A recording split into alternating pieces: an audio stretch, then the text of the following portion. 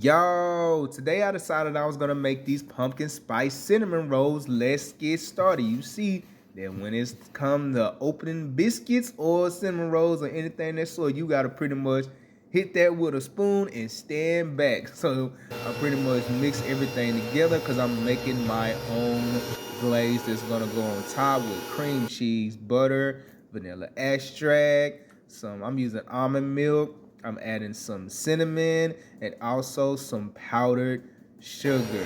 So while the cinnamon rolls are in the oven, I'm mixing everything together until it comes out smooth and creamy just like that. The cinnamon rolls are done. Now it's time to add the glaze on top.